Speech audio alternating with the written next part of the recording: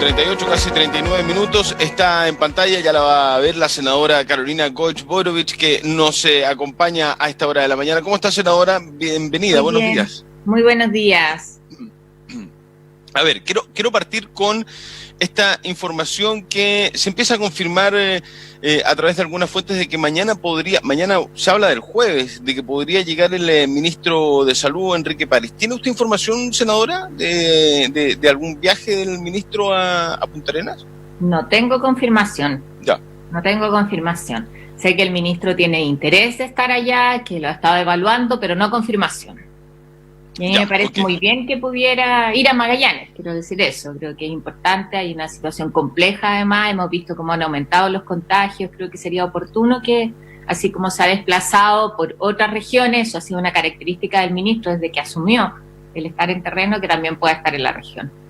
El 13 de abril, fíjese, senadora, la comuna con mayor número de casos COVID éramos nosotros, Punta Arenas, con 207 casos activos y una tasa de incidencia del 145%. En ese momento la ciudad llevaba ya 2 semanas en cuarentena, estábamos, al final fueron 5, se habían convertido tempranamente nosotros como los puntarenenses y puntarenenses en una de los principales focos infecciosos. Bueno, hoy el escenario vuelve a causar preocupación, ¿eh? Estamos bastante complejos en términos de la cantidad que es gigantesca todos los días.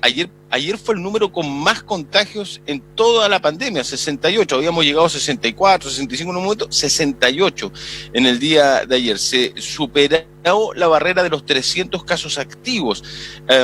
Y ayer, por ejemplo, se llegó a 396 de casos activos y la tasa de positividad de los exámenes PCR en Magallanes llegó a un 16%, la cifra más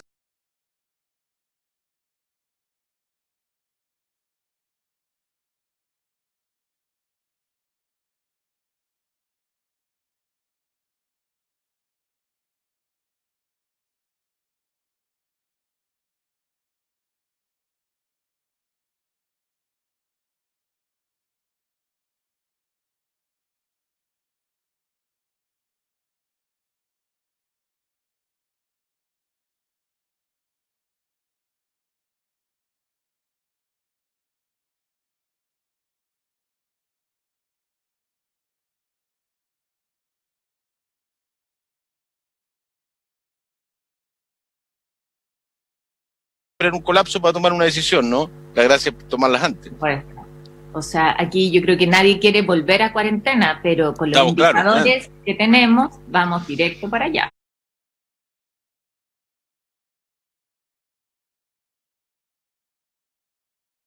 O sea, eso es evidente. Nosotros no en eso seguimos teniendo una red que tiene una capacidad limitada, por más que se refuerce.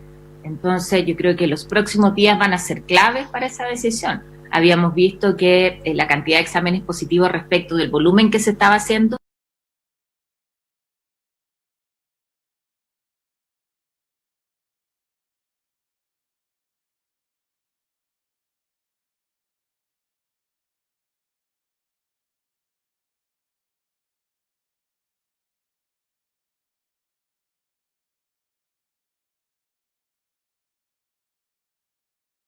momento de volver a parar y por 2 semanas probablemente, ¿no es cierto? Y con eso volver a contener el contagio.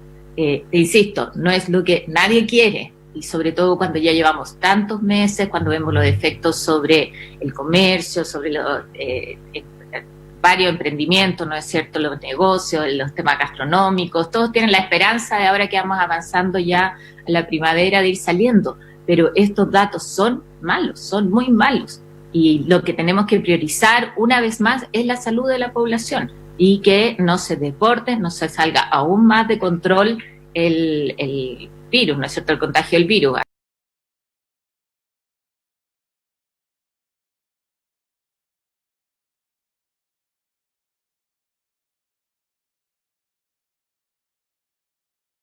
Estamos de acuerdo, porque ya sabemos cómo son, porque además llevamos muchos meses en cuarentenados, por decirlo, mucha gente lleva auto en cuarentena, se autoimpuso esta decisión de salir muy poco, el distanciamiento social, no juntarse con nadie. El gran porcentaje cumple, respeta. También se le echa un poco la culpa a la gente por parte de la autoridad de que se normalizó esto, pero es que las señales son de normalización. Si no es que la gente o hay una cuestión psicológica, cree usted, senadora, que la gente se acostumbra y sale y termina por romper las winchas, por decir, no, ya voy a salir igual porque ya no aguanto más. Pero las señales también han sido de que vamos de a poquitito, vamos normalizando de a poco. Sí, mira, pero en esto yo creo que, una vez más, la responsabilidad es de todos. Todos tenemos algo que aportar y tenemos una obligación de hacerlo.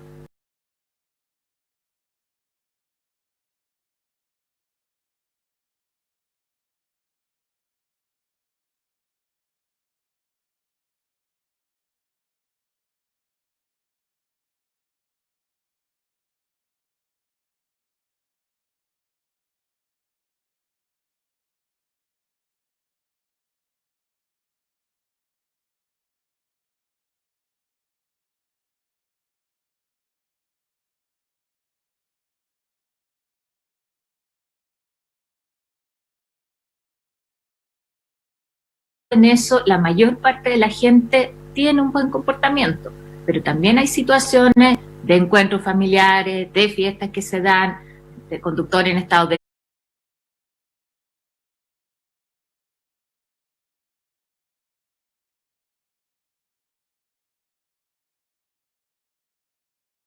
ebriedad, no cumpliendo las medidas sanitarias, así como algo que hemos venido trabajando, y de hecho estamos hoy día en la Comisión de Trabajo discutiendo un proyecto de ley con varios aspectos que tienen que ver que desde el punto de vista laboral, cómo somos más rigurosos para evitar los contagios, que eso es muy importante, y cómo eso se hace con los comités paritarios,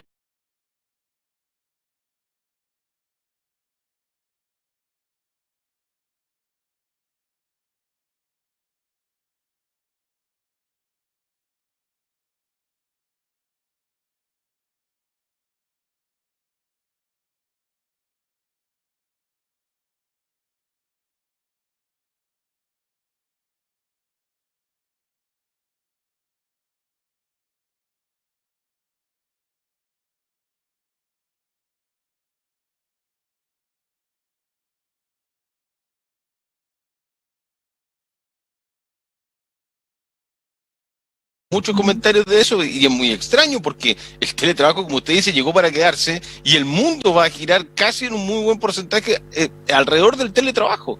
Sí, yo no puedo compartir más contigo, o sea, trabajar desde la casa no significa dejar de trabajar, y al contrario, ¿qué ha sucedido? Que muchas personas trabajan más de lo que lo hacían en la oficina. O sea, muchas mujeres dicen, ¿sabe qué, señora Carolina? Yo como que quiero volver a trabajar porque hay a la oficina, porque eso significa separar mi casa, el tema de los niños, ¿no es cierto? Ha significado una tremenda carga. Y de hecho ayer en un foro que teníamos con el subsecretario del Trabajo, lo que planteábamos es, tenemos que aquí revisar qué pasó con la ley de teletrabajo, porque se nos quedó un poco corta, quedó pensando, la hicimos pensando en otras circunstancias y no en esta avalancha de teletrabajo. Y como hoy día se facilitan muchas cosas, se abordan los temas de salud, y no solo de salud ergonómica o salud, la que tú tengas la silla o a qué distancia tienes el computador, sino también los temas de salud mental y cómo los abordamos cuando esta va a ser una modalidad de trabajo que llega para quedarse. Nos plantean además qué sucede con la automatización. La automatización se va a acelerar, que ya era un fantasma que teníamos, ¿no es cierto?, una amenaza para muchos trabajos. Cuando dice la mitad de los puestos de trabajo hoy día pueden automatizarse.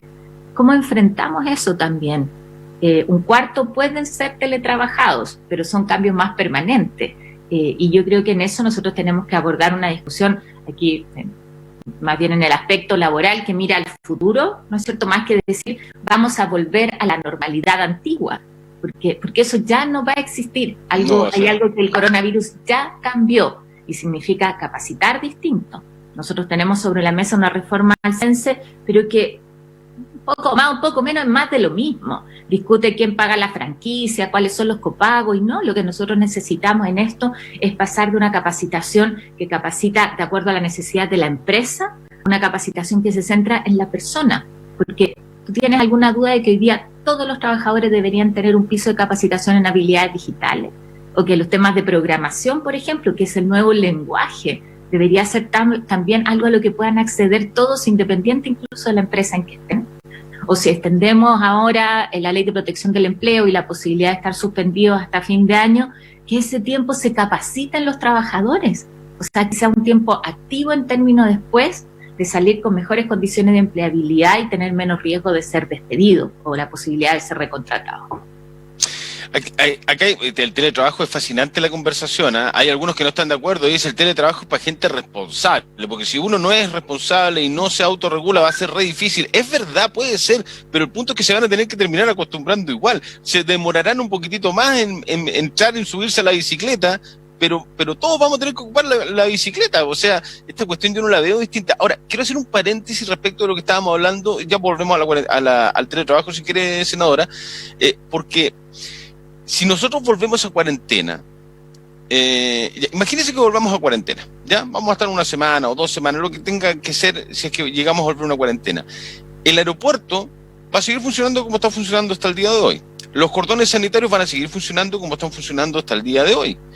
Las pesqueras, las salmoneras van a seguir funcionando como están funcionando hasta el día de hoy. O sea, el foco más complejo respecto del por qué vuelven los contagios a la ciudad, en parte, ¿no? Porque no tienen 100% toda la culpa estos tres escenarios que yo le estoy colocando, va a seguir funcionando. Es decir, finalmente los que pierden son los microempresarios, el comercio, la gente que va a tener que encerrarse 2 semanas, pero lo que ha provocado mayor cantidad de contagio con o sin cuarentena va a seguir funcionando.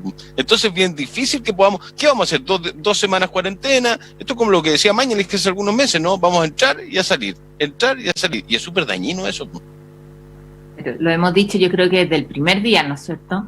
Es el control de la gente que viene de afuera, de aquellos que vienen a trabajar, el insistir a las empresas que busquen a gente en Magallanes. Si tenemos mucha gente que está sin trabajo, que tiene la calificación, o sea, yo no puedo creer que no existan los trabajadores en Magallanes para que sean contratados, no, y es evitar este movimiento, es cierto que implica riesgo, y sobre todo esto tiene que ver con cuidarnos todos, O sea, hoy día cuando uno ve que hacen anuncios de planes de reactivación y que son los mismos proyectos que conocíamos desde antes y nos quedamos nosotros esperando definiciones que no ha tenido este gobierno durante ya un par de años, ¿no es cierto?, durante más de 2 años. Entonces uno dice, ahí tienen que estar los planes de reactivación, en potenciar la contratación de la gente que está en la región, en aquellas actividades que son esenciales, en aquellas actividades que se van abriendo.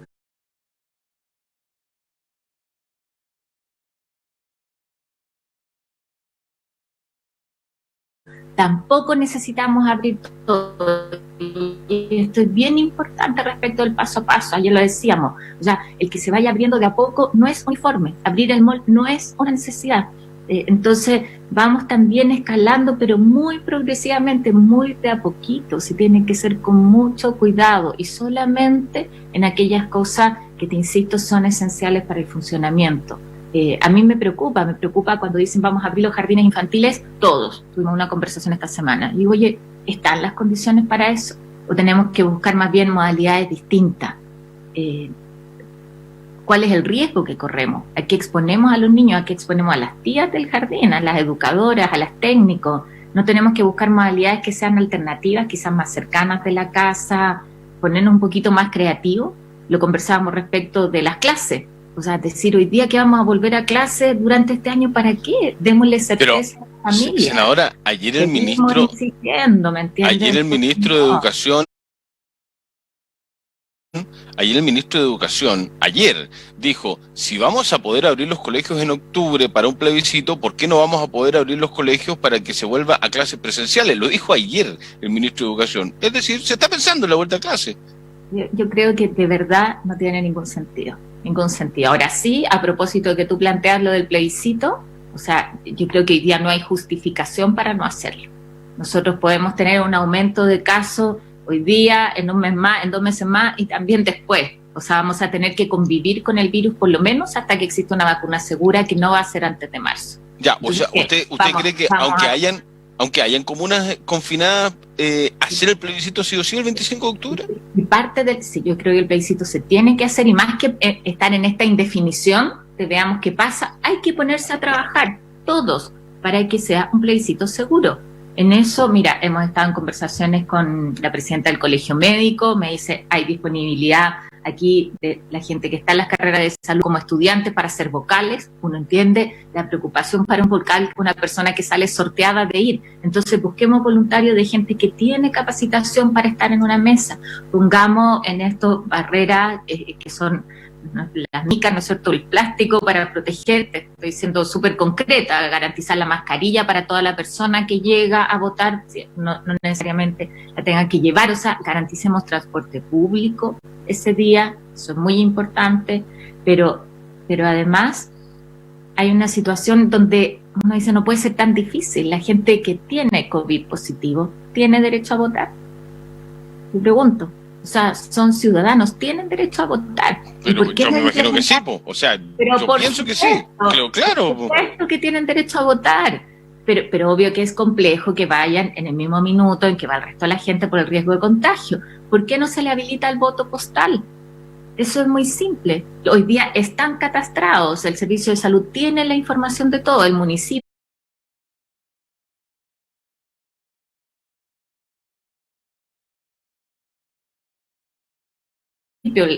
la gente de salud del municipio también lo tiene, es llevarle un sobre y un lugar donde depositan su voto. Eso en Eso Estados se Unidos puede es muy común hace hacer. muchos años, ¿eh? O El sea, voto postal. lo envían además por carta. Sí. Entonces, ¿por qué no aprovechamos, así como lo decimos el teletrabajo, aprovechamos de modernizar nuestra forma de votar? Y yo creo que esto es para una población acotada, se puede hacer en forma segura, se puede garantizar. En esto, no sé, el voto es secreto, ¿no es cierto? Eso se Sí. puede garantizar y entonces despejamos, porque si no hay mucha gente que quizás se va a sentir mal un par de días antes y no se va a atrever a hacer a la PCR porque, oye, puede que tenga COVID y me voy a quedar sin votar. Démosle la certeza de que sí lo va a poder hacer. Pero No, te pero fijas que ¿está de pongamos la acuerdo herramienta, el poner Patricio las herramientas Santamaría al servicio. del CERVEL? ¿Está de acuerdo con una solución de esas características? Él está muy reticente, muy reticente. Sí, lo escuché Así ayer, por eso le como, pregunto, que no quiere nada fuera de lo que estamos acostumbrados. entonces, por eso yo parto diciendo aquí, el plebiscito se tiene que hacer, salvo que haya alguna cosa muy excepcional, por supuesto, y ahí será de acuerdo que se revise, pero yo creo que nuestra voluntad mayoritaria hoy día tiene que ser decir, trabajemos para que se haga un plebiscito seguro, porque es fundamental, Mauricio, para iniciar un proceso constituyente que necesitamos como país. O sea, ya postergamos las elecciones municipales, de gobernadores, Sí. o sea, pero necesitamos echar a andar ese calendario electoral, necesitamos además sintonizarnos, y yo te lo digo a propósito del debate político, necesitamos sintonizarnos en una mirada de futuro, del Chile que compartimos, y eso es el proceso constituyente. Yo no tengo duda que va a ganar el apruebo, espero que así sea con una amplia mayoría, pero para eso hoy día, digamos, el plebiscito va y cómo garantizamos las condiciones. Había muchas ideas, podía ser que se hiciera en 2 días, y que eso significa menor afluencia de público y podíamos separar los adultos mayores un día, las personas de menor edad al día siguiente.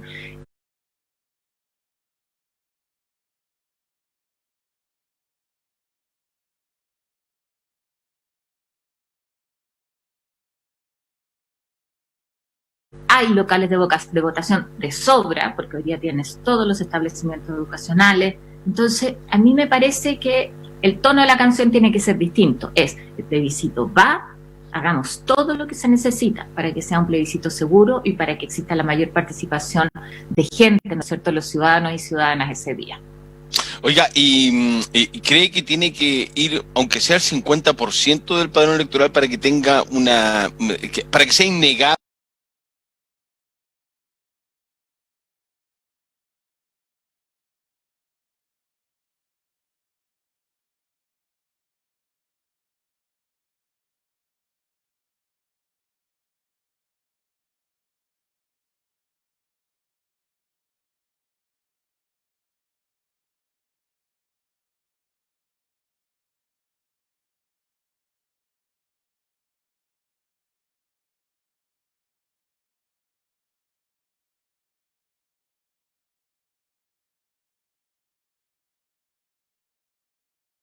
que no es válido. Entonces, yo creo que en esto uno no puede tener un requisito para una cosa y no para otra. O sea, son las condiciones que tenemos nosotros hoy día. El voto es voluntario. Yo soy partidaria de volver al voto obligatorio y lamento que muchos que hoy día están poniendo estos requisitos no hayan estado dispuestos a votar a favor del proyecto que presentó la diputada Joana Pérez en la Cámara de Diputados para eso.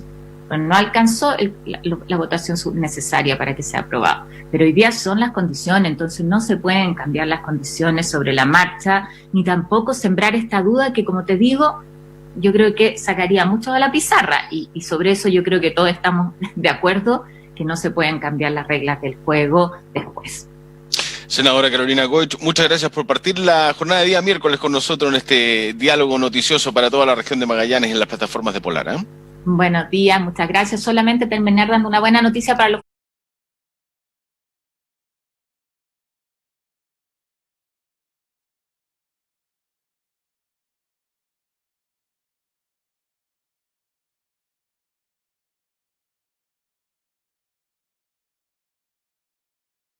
funcionarios públicos. Ayer, después de casi 2 años de que presenté una moción que busca garantizar para ellos el procedimiento de tutela, logramos terminar su tramitación, así que ya no va a haber duda del derecho, en este caso cuando hay vulneraciones de derechos fundamentales en el trabajo, que los funcionarios públicos tienen al procedimiento de tutela. Una buena noticia y un trabajo que hicimos en conjunto. ¿Tiene información, senadora, antes que me vaya, de que habrían unos sumarios a algunos dirigentes sindicales en salud a nivel local? No tengo información. Como hemos hecho otras veces. Noticia en desarrollo, Noticia en desarrollo. Te cuento el próximo miércoles. Noticia en desarrollo. Que le vaya bien. Chao, buen día. Muchas gracias. Pausa. Ya volvemos con más del BDR a través de todas las plataformas de Polar. ¿Conoces Click Estampados?